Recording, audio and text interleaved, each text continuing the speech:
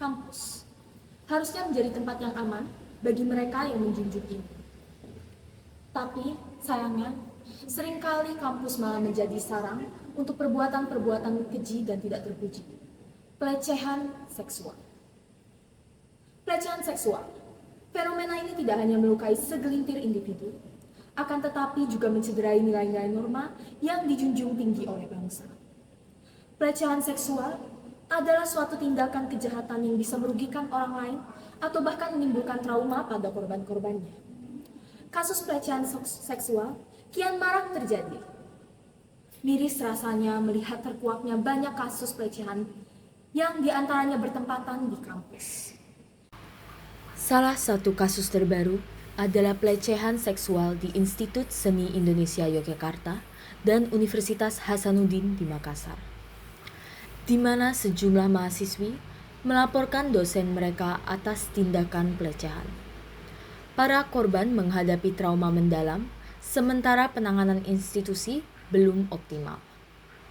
Kasus ini menjadi gambaran jelas bahwa perlindungan terhadap mahasiswa masih memerlukan perbaikan. Mau kemana? Udah malam. Mau kemana?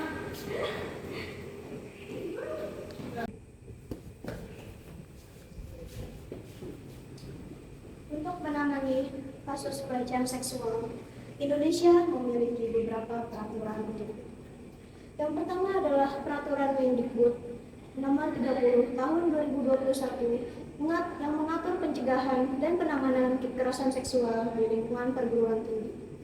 Salah satu fokusnya adalah pembentukan Satuan Tugas Pencegahan dan Penanganan Seksual atau Satgas PPKS. Yang kedua adalah Undang-Undang Nomor 12 Tahun 2022 tentang Tindak Pidana Kekerasan Seksual atau TPKS. Undang-undang ini bisa menjadi payung hukum yang lebih luas dan memastikan pelaku kekerasan seksual dapat diproses secara hukum. Peraturan ini memberikan dasar kuat untuk menciptakan lingkungan pendidikan yang aman bagi semua aktivitas akademis. Lalu, apa hubungannya dengan Pancasila? Sebagai dasar negara yang kokoh. Hal itu tentu saja berpengaruh, terlebih jika kita mengingat kembali arti dari sila kedua. Kemanusiaan yang adil dan beradab. Pelecehan adalah suatu hal menjijikkan yang tentunya merendahkan martabat siapapun yang terkena. Tak hanya itu, sila kelima juga berpotensi untuk tersinggung bila mana jika kita berbicara tentang sebuah keadilan. Keadilan apakah yang didapat oleh korban pelecehan seksual? Tidak ada. Justru korbanlah yang bisa saja terkena pasal hukum. Karena tajamnya hukum hanya untuk korban dan bukan untuk pelaku. DNA-nya Komnas Perempuan. Karena itu dari awal Komnas Perempuan memfokuskan pendataan, pendokumentasi, dan pencarian fakta juga tentang tindakan-tindakan kekerasan seksual yang dilakukan di dalam berbagai konteks yang terjadi di Indonesia. Dari dokumentasi pada tahun 1998 hingga 2010, Komnas Perempuan menemukan 15 jenis kekerasan seksual yang dialami oleh perempuan Indonesia. Yang pertama adalah perkosaan, dan bentuk-bentuk perkosaan ini melebihi dari definisi yang ada di dalam KUHP kita, karena tidak hanya penetrasi dari alat kelamin laki-laki ke alat kelamin perempuan, tetapi dengan berbagai bentuk pemaksaan hubungan seksual lainnya.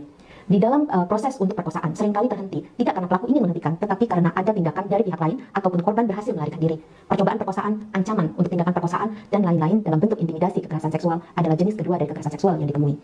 Yang ketiga adalah pelecehan seksual. Tindakan bisa berupa fisik maupun non-fisik yang diarahkan kepada seksualitas perempuan dan dimaksudkan untuk merendah. Cara penanganan dan tepat melapor. 1. Segera laporkan ke Satgas PPKS di kampus untuk mendapatkan pendampingan hukum dan psikologis. 2. Jika kampus tidak memberikan respons, korban dapat melapor ke polisi dengan menggunakan UU TPKS. 3. Hubungi lembaga pendukung seperti Komnas Perempuan atau Lembaga Bantuan Hukum LBH untuk pendampingan lebih lanjut. 4. Pastikan bukti-bukti seperti pesan, rekaman, atau saksi disimpan dengan baik untuk proses hukum. Kekerasan seksual adalah pelanggaran serius yang memerlukan respons cepat dan tegas. Dengan adanya peraturan seperti UU TPKS dan Permendikbud Nomor 30 Tahun 2021, harapan untuk menciptakan lingkungan pendidikan yang aman semakin nyata. Namun, upaya ini memerlukan peran aktif seluruh pihak, pemerintah, institusi pendidikan, dan masyarakat. Bersama-sama kita melawan kekerasan seksual dan membangun Indonesia yang adil dan bermartabat.